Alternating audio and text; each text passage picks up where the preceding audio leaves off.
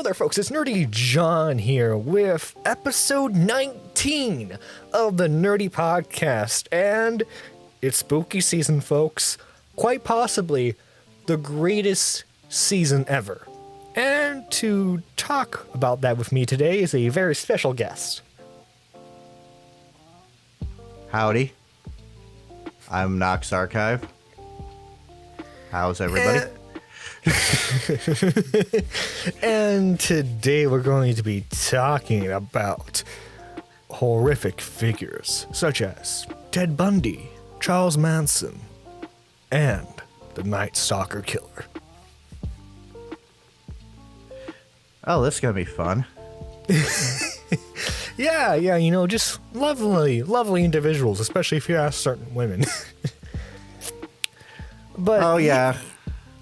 That's what's like let's go with Charles Manson first, because that's like a more broad topic of cults in general. Like, I would like to think that most people are rational, and quite a large majority of people believe in God and Jesus.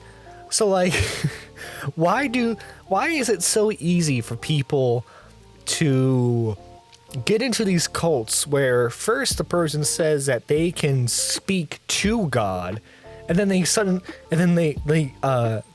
the goalpost to I am God? Like, it amazes me that people are so easily swayed to this, despite like all the examples of cults going bad. Well, I do have the Helter Skelter book in my vast library of true crime stuff. But it's pretty much up to the person's mentality. It doesn't have anything to do with intelligence. It actually has to do more with self-esteem, because you can break down somebody with low self-esteem and basically mold them into what you want them to be. Jim Jones is a perfect example of that, and Charles Manson. But you have this cult leader, this cult figure, larger than life, very, very much charismatic. Everything that they say, you follow. Well, if you're low self-esteem, you're not really, and have a bunch of shit in your past where you're easily swayed, that person can look like a god to you. That person can look like a Jesus figure to you. And it's just, I don't understand why a lot of them have a lot of groupies, though, too. So... Oh, yeah, because it's like the guy, the cult leader always sleeps with the other cult members' wives. Always. Yeah.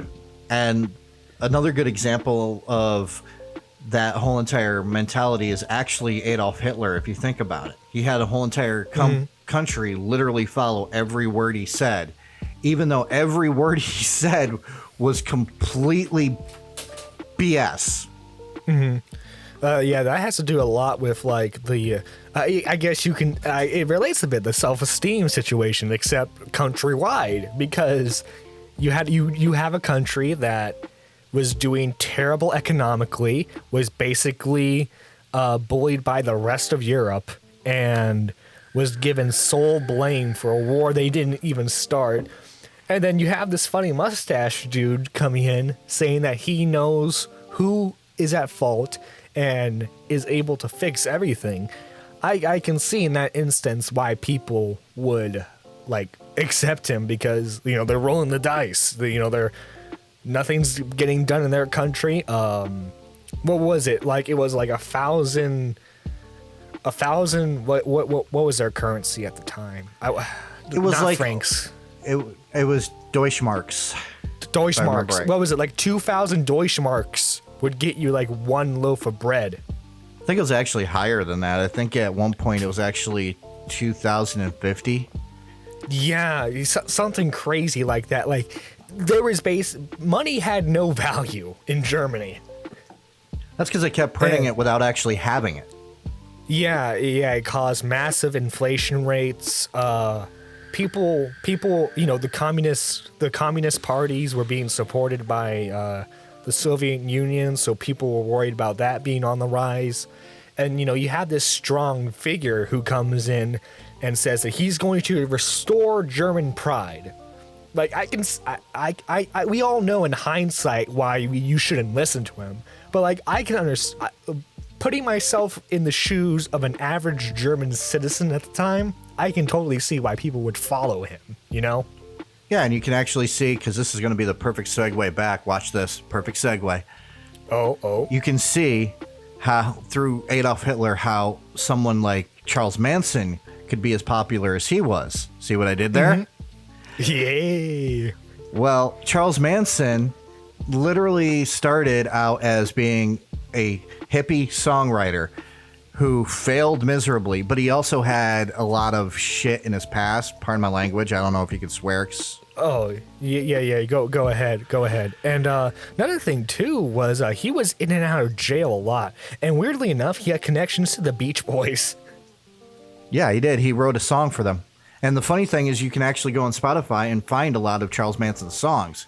He was a brilliant songwriter for a piece of shit person.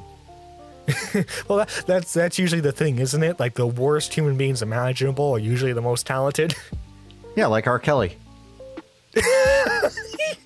Oh, come on. Can't you believe that you can fly and touch the sky? Not really. Yeah, and you know, I think some people would categorize that with Michael Jackson too. Yeah, but was a lot cooler. Yeah. But yeah, have you ever heard the conspiracy about Charles Manson? I might have, but I forgot. So the idea is that he was taken by the government and he was experimented on with LSD and other experimental hallucinogen drugs, and that he was actually like part of this government plan to get rid of people.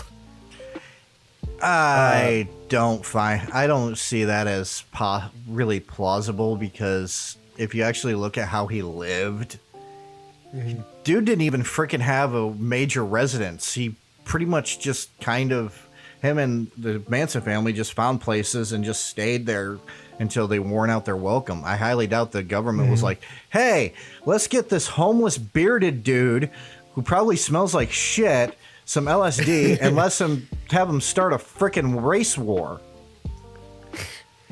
Yeah, actually looking into his plan was quite insane.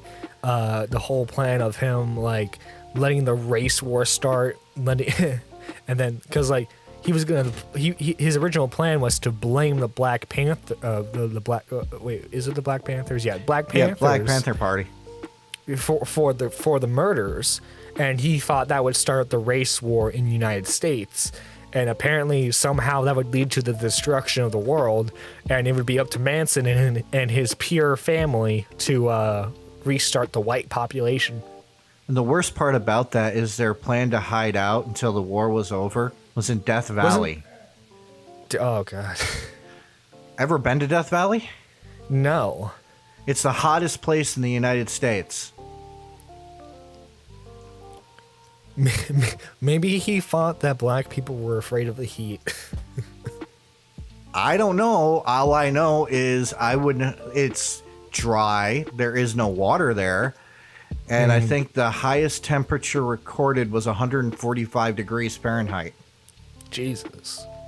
I think, I don't know. I think, a part of the conspiracy theory is that, this is the actual like believable part, is that Manson didn't actually believe in Helter Skelter. He was just saying that so that way his followers would do what he wanted. He actually is really tiny too, by the way. Is he? How short is he? I think he was like 5'5", if I remember right.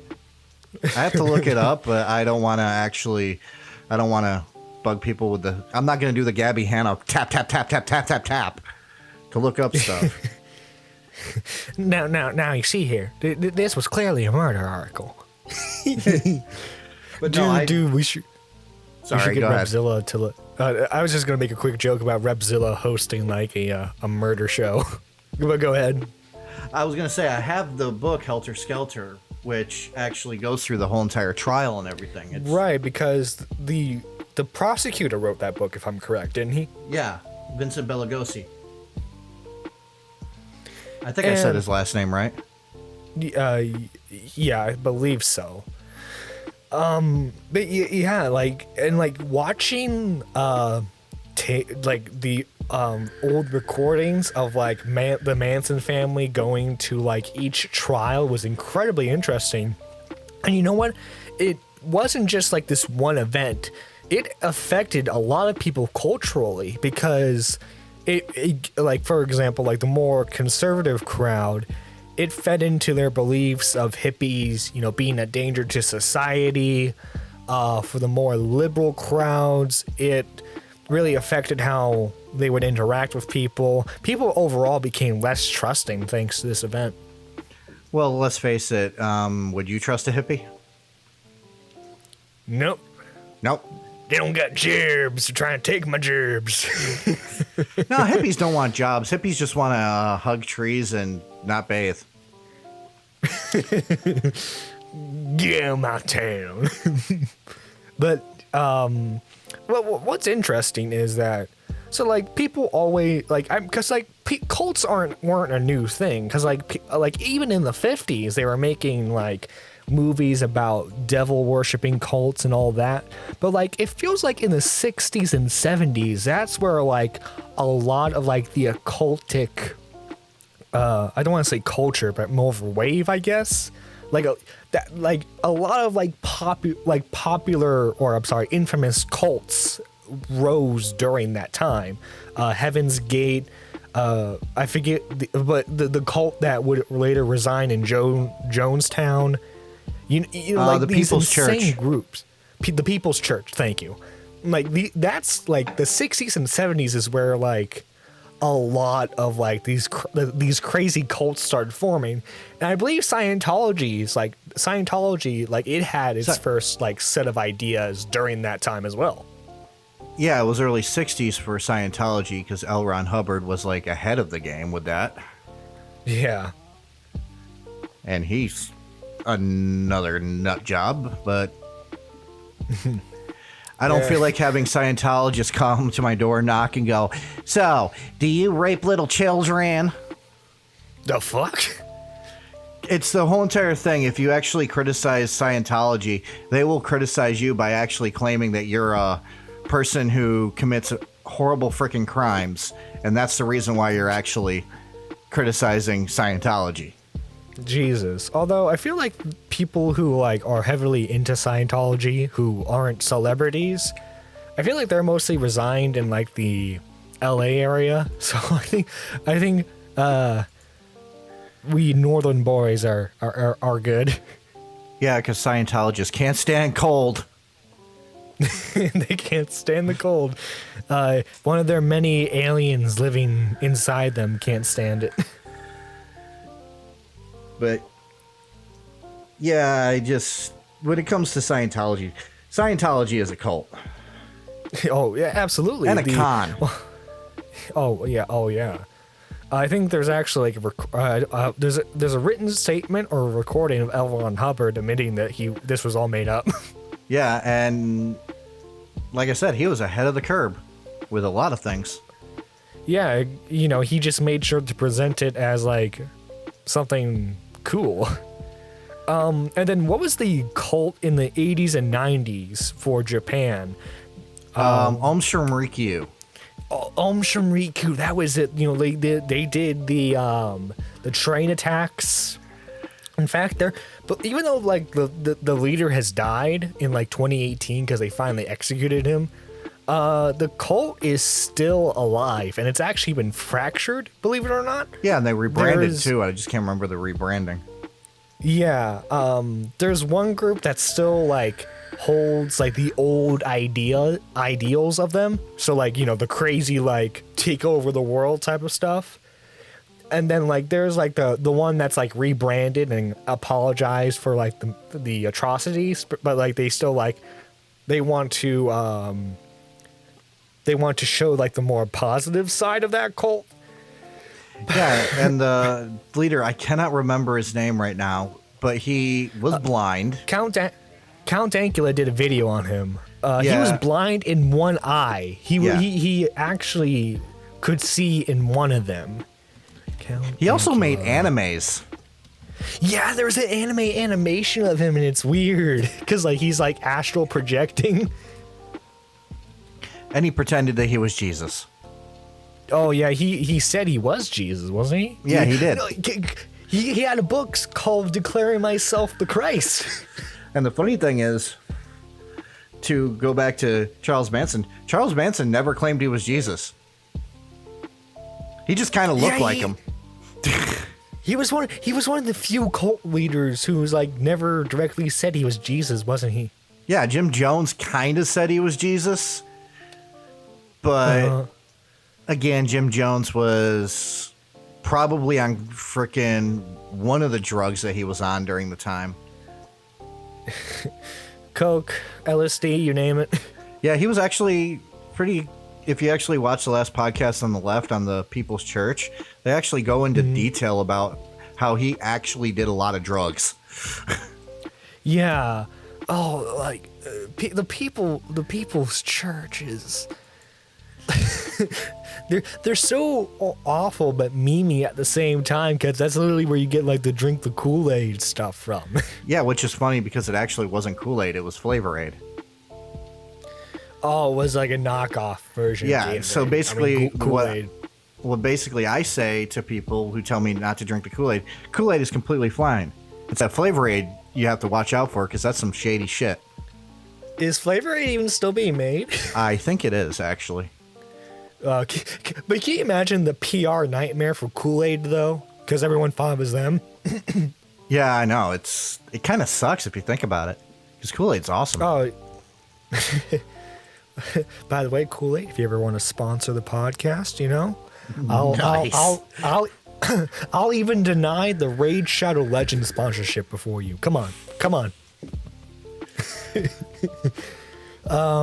But yeah, it's correct me if I'm wrong, but the majority of the Manson family was female dominated, right? I think there was only like one or two other guys. I gotta give me 1 second. I have to actually name the ones that I know. Well, I'm doing it in my head so you don't have to hear it. Yeah, you're right. I never actually thought about that. There's like Tex Watson and a couple of other people, but yeah, because we know about the 3 girls, or was it 3 or 4 girls that were directly involved in the murders, and then like Manson was planning it all. I think it was 4, but don't quote me on that because I don't want people going to comments. Actually, it was 3. Your guest is a fucking moron. Actually, you're totally wrong. I'm going to unsubscribe from this small channel.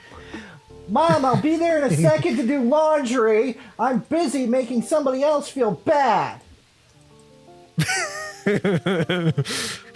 Save the tater tots. I want Hot Pockets. I'm playing Call of Duty.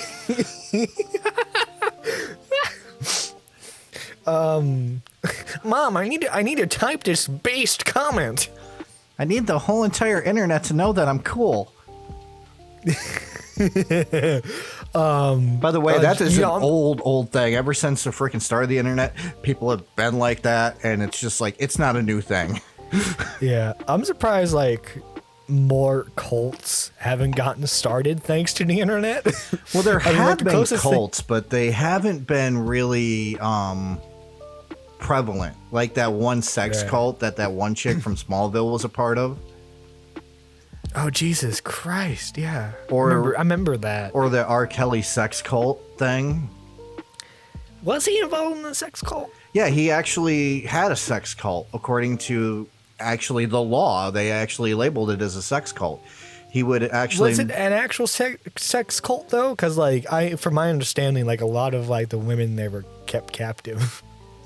Yeah, they were pretty much captive, and they couldn't do anything without his say-so. But at the same time, they all lived in this whole entire house, and they all had to satisfy his needs. That's technically a sex cult, because they were all brainwashed. Right, technically, yeah. Oh god. Oh. Which I'm surprised. I know recently. I know YouTube took down his channels, which I was surprised by, because I thought his channels were controlled by his label company, not like the label company that all of his songs were registered under. Well, because oh, go ahead. YouTube has this policy, and a lot of people don't realize it, because I heard Tipster actually say it too. Why is this person on? What, this person's been kicked off? If you've been arrested and charged with a crime, they will actually remove you. But if you haven't been, they're not going to do anything. Right. And I guess like the reason why Michael Jackson's channel's hasn't been taken down is because like obviously his crimes happened he never technically was found guilty. So yeah, he was never convicted of a crime. He was taken to court, but he was never convicted. Right. Although he asked certain people, they 100% believe that he did indeed commit those crimes. I'm still on the fence on it, but I am willing to actually admit when I'm wrong if I'm wrong.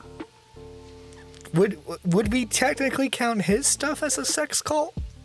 I wouldn't, because I think that he was just weird. Yeah, I like, you know, no matter what, like guilty or not, he was definitely weird. No doubt about it. We got so off topic, and it's so funny. Why is everything I'm on always go off topic? It's awesome. Hey, it's technically part of the topic because we're talking about very controlling individuals. Yeah, I know. I just like to point out that everything I've been on gets so off topic. It's so fun. Like the closest thing I would consider to an online cult is the Dream stands. And like I know like Dream didn't intentionally cultivate a cult, but like you see like these analogies though. Like I'm sure if Dream wanted to, he could totally go the full cult angle and like have all of his fans like live on a commune if he wanted to. Oh, I'm pretty sure that he could, but I don't think that Dream is an asshole. I don't know him very well. I know of him, but I've never seen his stuff. Right. He definitely his videos are entertaining, but like he definitely like whenever he's like in a more personal environment like a podcast, he definitely comes off as an egotistical kind of person, which to play devil's advocate, you kind of need to be in order to like be successful on YouTube. Yeah, you need to have a little bit of an ego, and you need to at least have a thick skin.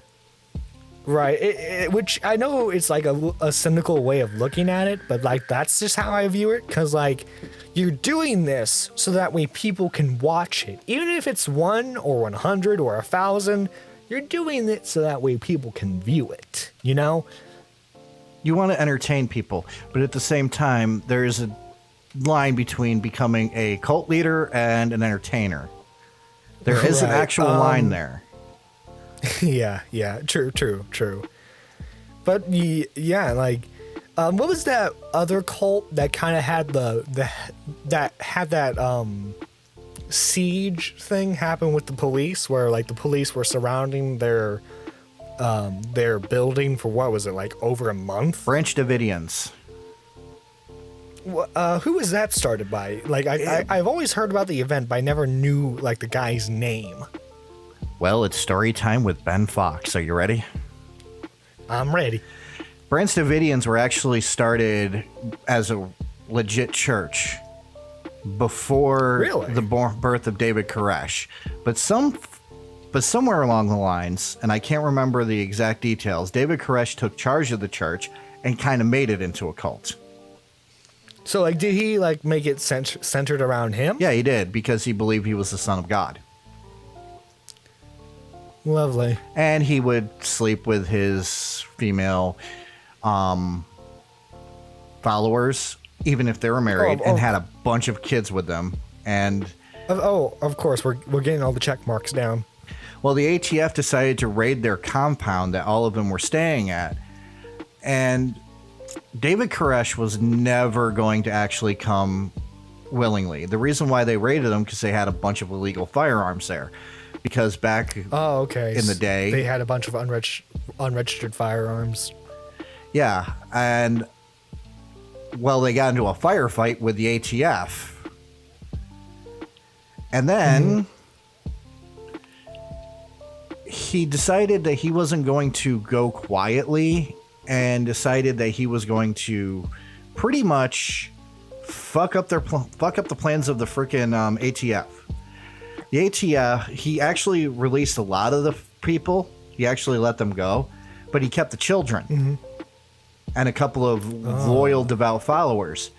So when the actual tear gas was thrown into the building and ignited, it is believed he actually had it ignited somehow. I can't remember exactly if somebody just ignited it for the fun of it. And everybody that was left in ended up perishing, with David Koresh shooting himself in the head because he was a coward. So yeah, he purposefully let all of his kids die. Yeah, all of his kids died. Branch Davidians are still around too, by the way. Are they? Well, I'm guessing it's because they were in an official church. It wasn't like they started out as a cult. Yeah, and a lot of them still believe that David Koresh was the Messiah. Oh, Jesus. Literally Jesus. Yeah. By the way, David Koresh wasn't his real name. I can't remember what his real name, but he changed it to David Koresh. I guess it was more marketable. Yeah. Imagine it being Billy. All right, I'm your cult Or leader. like what? I'm Billy. Or like the old Robin Williams joke. Imagine if Jesus was actually named something like Jim Bob. I'm actually looking up David Koresh's real name, so give me a second, because it's gonna bother me. That kind of reminds me of a Family Guy joke where they go, so just go with Jesus H. Christ. Yeah, Jesus Hitler Christ kind of sounds weird. He was born Vernon Wayne Howell. Vernon Wayne Howell. Yep. Yeah, I would change that too. And he kind of looks like a mixture of Kurt Cobain and frickin' John Morrison, or Jim Morrison, not John Morrison. God damn my wrestling. That's a scary combination. I know, like there was like a TV dramatization of those events Later, because the Branch Davidian siege and a siege at Ruby Ridge, which had nothing to do with cults, it was just basically some dude who had a bunch of illegal guns, were the catalyst for Timothy McVeigh in bombing the Oklahoma City, the bombing in Oklahoma City. The bombing Oklahoma City?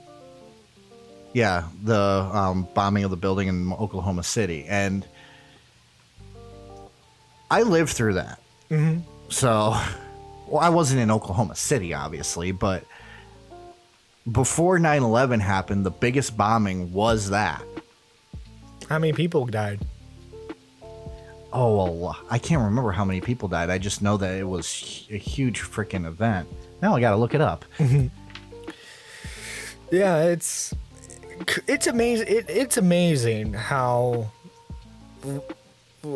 cult leaders can brainwash their followers to such an extent that even afterwards, much later after the cult leader dies, they still like believe what they did. And like Charles Manson was still able to do that as well. He was in contact with a lot of women over the years who deeply believed what he was saying. Yeah, and to answer the question, how many people died in Oklahoma City? While it's not nearly as much as in 9/11, it was 168 people died, but 680 plus got injured. Oh, wow. So, but Charles Manson one of his followers actually tried to kill a president. Kennedy or Gerald Ford. Oh. I can't remember the reason why she decided to do it, but she decided to try to kill Gerald Ford. I think it was to try to actually get frickin' Manson released from jail, though. Oh yeah, kill the only person that could pardon him. Yeah, so it's like, hey, you want pardon? I'm gonna shoot you. Now, like, if she was like to hold him hostage and then like say you have to like release him, I would get that. But like, if your plan was just to straight kill him, sweetie, there's a bit of a hole in your plan. Yeah, it was Squeaky Fromm who tried to actually kill him. And she's still alive, but she's in prison. Right, and you know, there's some documentaries. Oh no, wait, she's not. Huh. Of women, like for example, like reporters who have like interviewed Manson, and they've always said like he looks deep into your eyes, like he focuses only on you, and he makes you feel like you're the only person in the room that matters. Yeah, and plus he's got those really creepy looking eyes too, Which I guess some women would find attractive. To go about that, like, so many women, even still today, because like people write weird fan fiction about him, but like people talk about Ted Bundy and the Night Stalker killer and romanticize them greatly. Like, it makes no sense, but like I understand that Ted Bundy was very handsome for the time and, you know, even for today. But like, even as he was on trial, women were fawning over him, you know? yeah. And to be fair, if you actually look at serial killers, a lot of them were not attractive, except for Ted Bundy and Richard Ramirez. Mm-hmm. Well, and to some extent, Jeffrey Dahmer, but... well, it's like... It's weird, because, like, the Night Stalker killer was way, like, in terms of, like, what he actually did was way worse than Ted Bundy. Ted just killed them. This dude, like, involved himself with children, and it did several horrific things, but, like, this dude was getting, like, pin-up pictures of girls who, like, took the photos themselves to send it to him. And, like, women would fawn over him in the courtroom despite all he did. And it wasn't like these women thought he was innocent. They knew fully well that he was guilty, but that didn't matter to them. So, like, what do you think leads to women wanting to bone a serial killer like this? I actually don't know, honestly, but Richard Ramirez, because you keep calling him the Night Stalker, I like to actually say Richard Ramirez because there's two Night Stalkers. There's the original Night Stalker, or the Golden Gate Killer, or whatever the other name is, and then you have Richard Ramirez.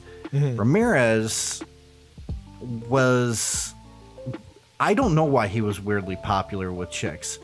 All I know is because of his trial and because of his antics and because of him declaring that he was a Satanist, the world went through a completely insane moment which was called the Satanic Panic. Mm-hmm. Yeah, that affected like daycare centers, didn't it? Like they had like daycare centers. The West Memphis 3. A lot of freaking people got considered freaking Satanists when they weren't. Yeah. Oh, of course. I know that it's trendy now. It's really trendy now to be like to call yourself a pagan and a Satanist, even though a large majority of people who call themselves that don't actually know about those beliefs. Yeah, and the thing about Richard Ramirez is that, yeah, he got all this attention, and I honestly think it was mostly women who wanted to rebel against Daddy. You think so? To be honest, they had it's the same that I feel. Issues. Yeah, and it's the same that I feel about Ted Bundy. I just think that all these women fall for this guy because they either have bad home lives, low self-esteem, like with cults, or just really want to stick it to Daddy. Mm. Well, plus too, I think there's like a psychological aspect to it, because like going back to like when we were cavemen, you know, you want to be with like when people started forming groups, tribes. You want to be with the people who can kill, because, you know, they can bring food, they can defend themselves. So, like, maybe it's something to do with that primal urge, you know, to be with someone who's aggressive, you know? Yeah. And, like, what did Richard... How many people did Richard kill? What was it, like, 15? I think it was... No, I think it was actually lower than that. I think that he had actually had... By the way, I'm glad I have my phone right here that I can actually look it up without typing. Thank you, Internet. Thank you, smartphones. Thank you, Steve Jobs. Richard Ramirez. I was looking at Edmund Kemper, by the way, who was somebody who didn't get a lot of fan mail, but he did a whole lot worse than Richard Ramirez and Ted Bundy, and he never got caught. He just walked into the police station and said, "I'm the killer," and everybody believed him because he was 6'8", and everybody was like, "I don't want to believe that you're not a killer." He was convicted of 13 counts of murder and 5 counts of attempted murder, 11 counts of sexual assault, and 14 counts of burglary. That was Richard, right? So 15 plus victims. Yeah, and it's insane to, because like this dude did this in the period of what, a year, 2 years? I think it was a couple of years. I think it was pretty much most of the early 80s. Yeah, span of crimes, April 10th, 1984 to August 24th, 1985. So a year. Yeah, like to cause that much chaos in a year. And like that was a horrible summer, by the way, because if I remember right, the summer was so bad that people were keeping their windows open, and then all of a sudden you have the serial killer, and now you can't keep your windows open. Yeah, and like what was sick too was like he would actually stay in their homes for like a long period of time. He would help himself to their food. Yeah, and he also, the funniest thing is, I love, and I want to see this done in film, by the way. Mm-hmm. If they ever do a Richard Ramirez film, they need to do the whole entire scene of when he got basically caught, because where they found the out crowd like runs after him.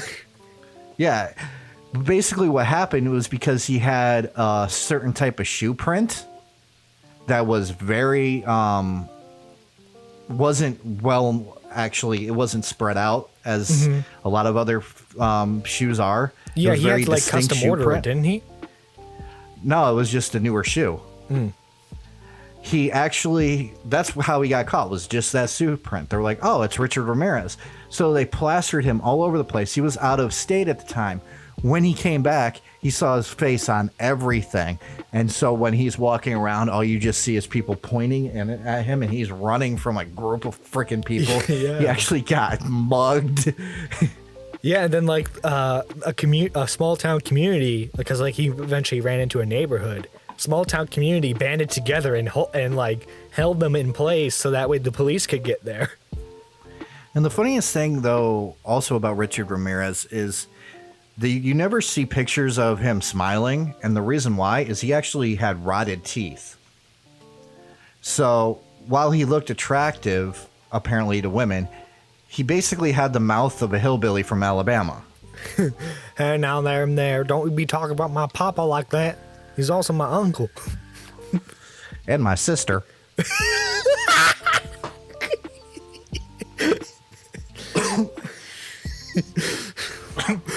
I'm not quite sure how that works, but that's just some facts in there. Yeah, no, coffee just went down the wrong tube because I was laughing too hard. But yeah, I think also too, I think like a lot of women probably had like the idea of like, I can fix him. Yeah, I never understand that whole entire thing because one of the women that actually was with Ted Bundy thought that they can fix him. Right, and that ended up being his wife, right? Like they would actually like the guards would let them meet and let them bone. And like Ted actually had like a weird sort of family. He ended up having what, like 2 kids? Yeah, and if you want to talk about charisma, Ted Bundy actually beats Richard Ramirez by a country mile. Oh, heck yeah, because like for one, he had actual good teeth. He actually like looked like your standard upstanding dude. He also once worked at a suicide hotline. Really? So he actually helped people out? Yeah. There's I can't remember her name. I think it was Anne Rule, who is an author. Mm-hmm. Actually worked with him. Can you imagine, like, you call a suicide hotline, and like Ted Bundy is the one that saves your life? Well, apparently he was really good at it because from what I can understand from what I've read about him, he actually had a pretty good success rate of talking people down. Because that's the one thing that he was really good at, was talking people down. Yeah, and then like Ann Rule was the one that worked with Ted Bundy. Yeah, then like he was actually trying to become a lawyer, which is why he represented himself eventually during his own case. Yeah, and he has a huge body count. There's speculation that there's still bodies out there. Mm-hmm. And all he would do is just walk up to people, act like he was injured in some way or needed help with something. Or pretended to be a cop in some instances, if I remember correctly. And he was so charming and he was so good at this that a lot of people didn't realize that this guy is a serial killer until it was too late. Yeah, and he's only killed one child, though, by the way. If I remember right. I thought like most of his targets were like college girls. Most of them were college girls, except for one, which was, I believe, she was a 14-year-old girl in Florida. I don't remember that. I've been watching a couple of documentaries on him. I don't remember the 14-year-old girl. Must have slipped my mind because like the majority of his victims were college students. And they were all girls. And he actually blamed his addiction to pornography for why he killed people.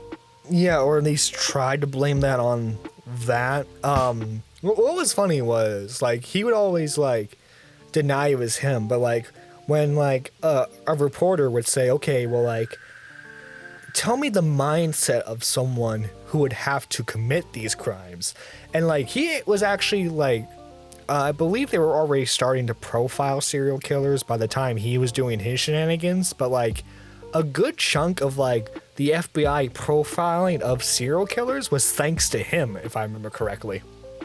You're right. John Douglas, who was one of the first FBI profilers who helped start the Behavioral Analysis Unit, and I have all of his books because he's actually an amazing writer too. Actually talked about this in Mindhunter, which turned into a Netflix show. I've been waiting to watch that. Yeah, it's loosely based off of his actual life. They started the Behavioral Analysis Unit actually through Edmund Kemper, Charles Manson, and a couple of others, but they didn't really get a strong understanding of serial killers until they actually started interviewing Ted Bundy. But they got a lot. But there's this actual scene that they actually talk about in the book where Edmund Kemper pretty much gave John Douglas a hug. And it scared the shit out of him because Edmund Kemper, who is still alive, 6'8" dude, murdered fucking people. Right, and like he was very like matter of fact of how like the process of how he selected victims, what he would go about to do his crimes. He was very, very matter of fact about that, and that was like the scariest part about him. Yeah, and the weirdest thing is that apparently, according to John Douglas, Edmund Kemper is a fucking huge teddy bear. Right. He's a very gentle guy. But again, like his targets were women. So like I'm in like a normal setting where he's talking with guys, you know, he's apparently very approachable. Yeah. And I love the fact that frickin' last podcast on the left called him a little bit of a bumblebutt.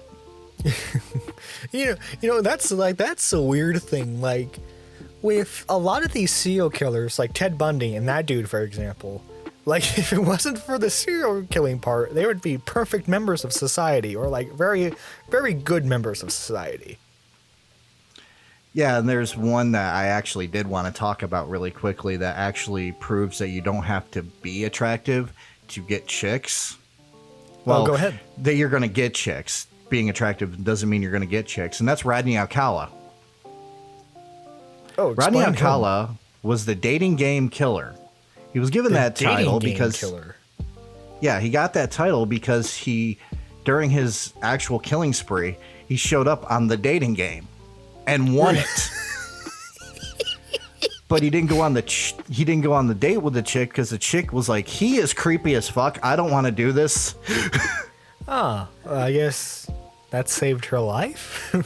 It kind of did, but he actually ended up representing himself in trial later on, and then there was this huge. His trial's a clusterfuck. I'm just gonna say that. But Was he very all over the place with it? kind of, he actually once called himself to the stand Oh no! and fucking interviewed himself. Wait, so he's actually like talking to himself. Imagine being the jury. He also was found guilty, and he ended up dying in prison. But he was this guy with long hair. I would say he's at least attractive to some women, but he didn't have any groupies like freaking Ted Bundy or anything because he was so freaking creepy. All right, so like he had to be like your type, is what you're saying. Yeah, you have to literally be like, I like guys who actually murder little girls. Oh Jesus! 'Cause he killed a little girl. Murdered? He killed a little girl at the one that he actually got arrested for originally was almost a murder. He kidnapped a little girl and literally was suffocating her when the police showed up, and actually he was sitting there watching this little girl suffocate to death when the police showed up. So How old was he? He's an asshole, and I'm glad that he didn't get a following. How old was he when he died, or when this he happened? committed the crimes. He was in his early 20s. Yeah, and it's what was the clown? The guy, John Wayne Gacy. John Wayne Gacy. Correct me if I'm wrong, but he's one of the only notable gay serial killers. Jeffrey Dahmer is another gay serial killer. Was Jeffrey Dahmer gay? Yeah, Jeffrey Dahmer killed gay people, and he was gay himself. He was openly gay, too. The more you know. You know what? Guys, come on. We need more women representation in the serial killer community. I think it's time that they step up. You know, they start letting some female representation in. The serial killer patriarchy needs to stop now. Yeah, we need less Eileen Warnoses. Have there been notable, like, female serial killers? I feel Eileen like Warnos is the one that I can think of, but I know that there have been many that actually have. But most female serial killers don't go stabby, stabby, chainsaw. They go mostly poison people. Yeah, I will say though, like when a woman commits a murder, they're fucking brutal with it, cold and precise. Well, technically there have been couple killers too. There have been the Moore murders in England, and the one I talked to you about briefly, Carla Homolka and Paul Bernardo, who videotaped all of their actual tortures and murders of young women. Oh, Carla ended up turning on Paul and saying that she was a victim of this. Then the videos actually were shown, but it was way too late to actually get away from her plea deal. So she only spent 15 years in jail or prison, while Paul Bernardo is still in prison, and they're Canadian. You know, can you imagine having to be like the cops who had to tackle these serial killers, especially the ones who were sick enough to tape and picture all their doings? Yeah, imagine the stomach turning that happens when you first see tapes and pictures like that. Yeah, and Paul Bernardo and Carla Homolka is a little bit more disturbing because if I remember right, they videotaped their first victim, which happened to be Carla's sister, who Paul really wanted to actually have sex with, and she was a teenager. So Carla, who was working as a vet assistant, if I remember right, it was something that had to do with animals, grabbed a bunch of sedatives, dosed her sister so that she can be R-worded by well, you can say Paul it. You Bernardo. can say it. Sexually assaulted by Paul Bernardo. Yeah. Unfortunately, they gave her too much, and she ended up choking on her own vomit and dying. I can't imagine they felt all that bad though. They ended up actually, and somehow this worked. They ended up blaming alcohol, saying that calling it alcohol poisoning. That's why she died. And I guess they didn't do rape kit testing. No, they didn't. This was in the early 90s. Rape was not as well investigated as it is now. Yeah. Well, I some would argue that it's too easily investigated. Yeah, but I think it needs to be investigated. Oh women. yeah, absolutely. Oh Feminism. yeah, absolutely. Yeah, yeah. To derail a bit, unfortunately, there was this one dude who had relations with it. It was this black college student. He had relations with this one college girl who went to his school and was completely consensual, but they had a falling out, and so she went to the police and accused him of it. And unfortunately, he was given what was it, like a 10-year, I think, like 10-year sentence. And it wasn't until like he was halfway through his sentence when she finally revealed that she lied the entire time. Oh yeah, I know about that case, but I just cannot remember the guy's name. Yeah, which is I unfortunate. feel sorry for him. Oh yeah, absolutely. Imagine your entire life just being ruined like that. Well, police do that to a lot of people too. Oh yeah.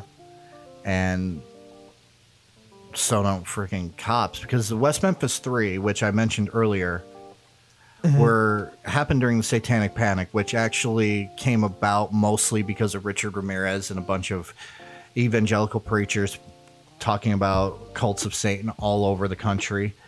Right. I remember, I don't know if you watch Red Letter Media at all, but they do this Search for the Worst show where they look at like VHS tapes and stuff. One of the VHS tapes that they watched was actually a how-to guide for cops to spot cults. Yeah, it's bullshit, really, but the West Memphis 3 were basically kids who just dressed in dark clothes. One of them was a pagan and still is today. When a couple of kids were found murdered, they automatically pinned it. The police automatically thought it was them and questioned them and grilled them and threatened them for hours, to the point where they just broke, and they ended up one of them ended up confessing to a crime they never committed, and there's no proof that they committed it. In fact, DNA actually was the reason why they ended up being proved innocent. The problem the problem is the freaking the DA's office wouldn't release them. They had to. You know Go ahead. what's funny is that when you're in an interrogation room, unless they actually arrested you, you could walk out anytime you want. People don't realize that. Yeah, but they were teenagers, so they probably didn't know that. Oh no! Like even adults don't know that either. I'm just pointing out that's actually an interesting fact. Unless they've actually arrested you, you can walk out anytime. Oh yeah, I know, but they ended up having to do this plea, and I can't remember what it's called, but it's a plea that, I acknowledge that I could be found guilty, but I'm not going to plead guilty or innocent in order to actually get out. And it's BS, because this happens all the time, and I don't mean to jump on my soapbox about that, but I would do, as a true crime YouTuber, I want to find more crimes where the police are legitly competent. Yeah, unfortunately, like a lot of those like cases where they were competent, have already been covered. Like, because like eventually when they figured out his pattern, they caught Ted Bundy. The police were able to find Richard Ramirez. So like, the old school style of policing, during the 60s, 70s, and 80s, those days are long gone. So like finding part of police work a lot of the time back then was intuition. They had to find clues a lot harder. Nowadays, found the fingerprint, it's this guy, go book him, Yeah, but there is one case of a serial killer of recent times in which the police actually got almost everything freaking right.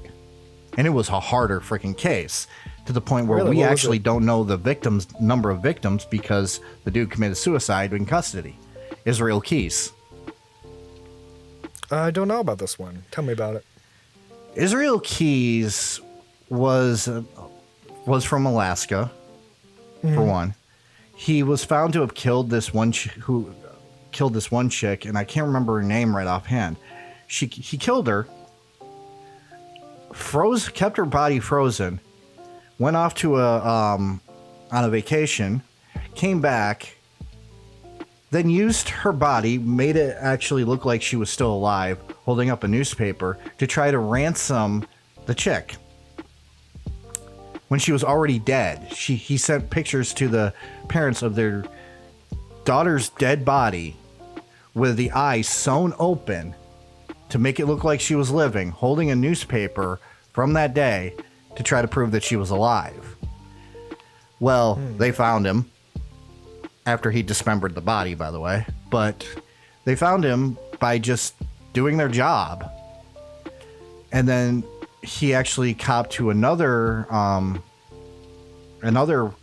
murder in a different state. I can't remember the state right offhand.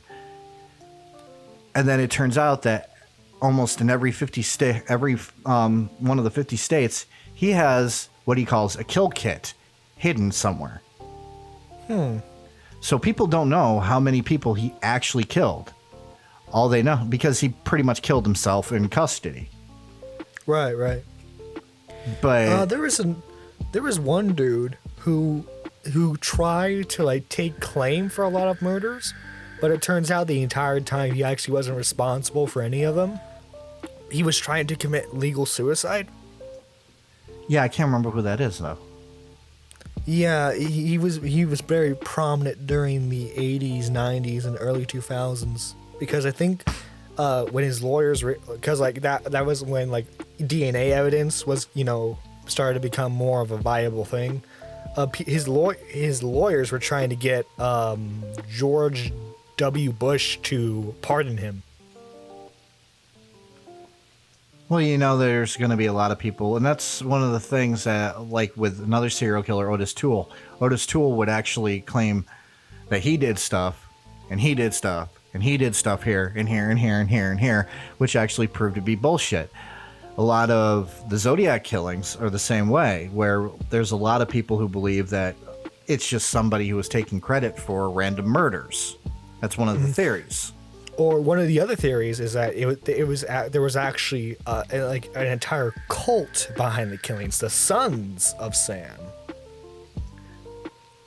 Are you talking about the Son of Sam killing? Wait. I'm sorry, not. I went. I thought we. Sorry, I. It's fine. I just wanted to make sure we were on the same topic here. Yeah. I'm sorry. I'm sorry. You go ahead with yours. No, I was just saying about the Zodiac. There's a theory that all the cases actually don't exist by the same killer, by different freaking killers, and that it was just one man taking the credit for all of them, which is one thing that I believe. But that whole entire new thing came out, and I'm waiting to see about it. Yeah, didn't they like find the dude who like supposedly committed all the crimes, but he died in like 2018? That's the newer thing, but I honestly am waiting to see if the DNA evidence is legit or if it's just hopeful thinking, because like with Jack the Ripper, people come up with this stuff and it turns out to be bunk. Yeah, I remember there was this BS history documentary show where it's like, I am the great grandson of Jack the Ripper, and I'm here to prove it, or something like that. You think Jack the Ripper got a bunch of chicks? He definitely had a problem with women. I mean, like most of his victims were prostitutes, so like. Yeah, but do you think that a bunch of girls were like, "Oh, I wish that he would slit my throat"? But during no, it's during the Victorian age, so they're proper about it. Yeah, but I don't know how to be proper about it because I didn't live in the Victorian age. Right. I do say though, that lad could slit my throat any day. He can look in my bonnet anytime that he wants. Oh, how scandalous.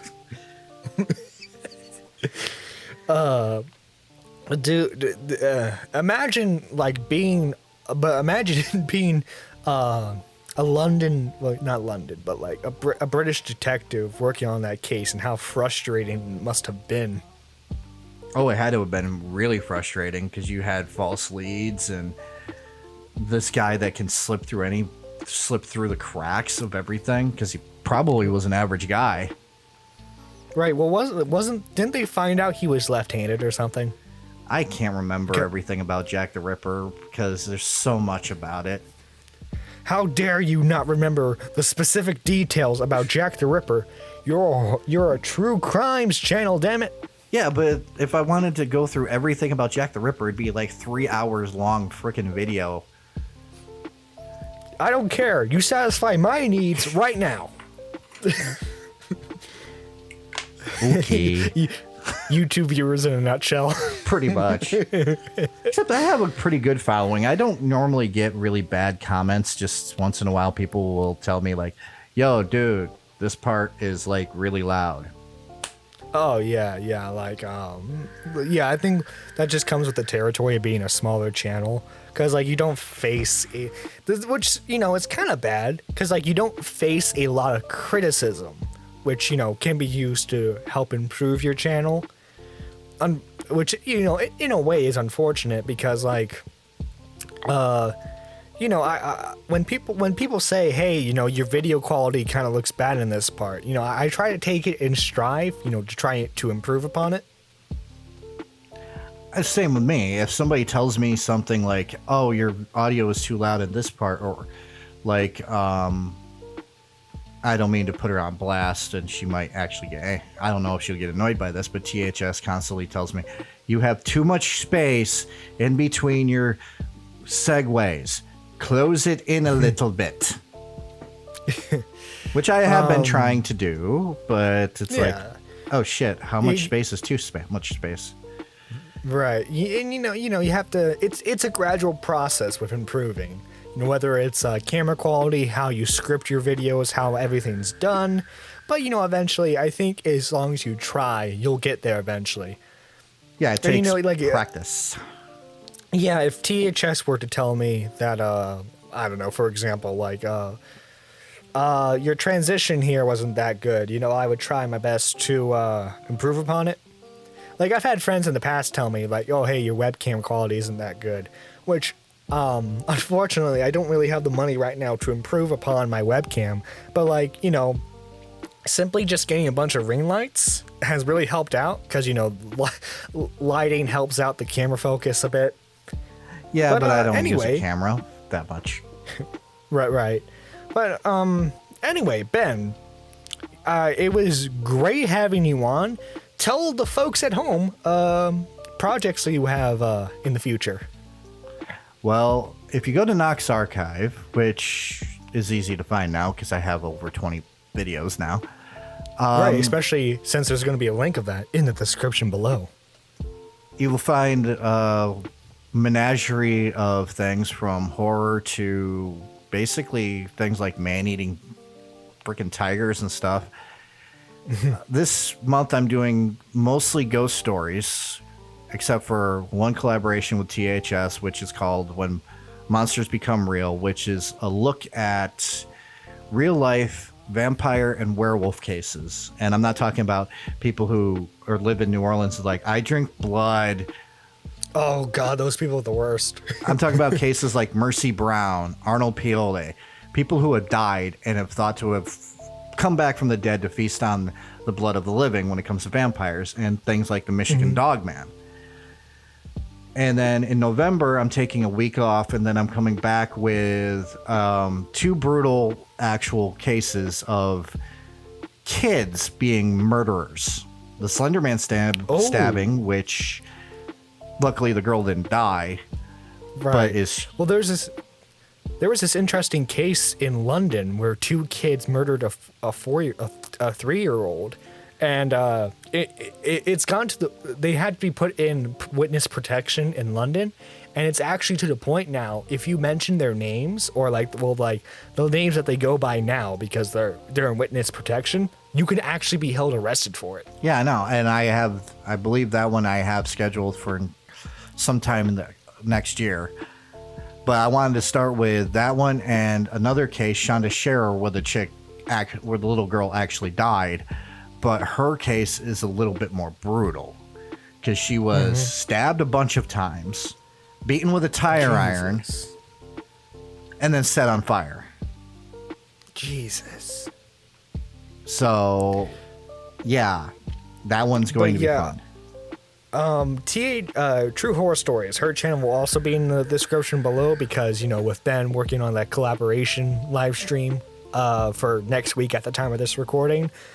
And like, you should really check out both Ben and THS. They're great people to hang out with, make great overall content. And that's it for the show today, folks. Nerdy John signing out. Have a good one.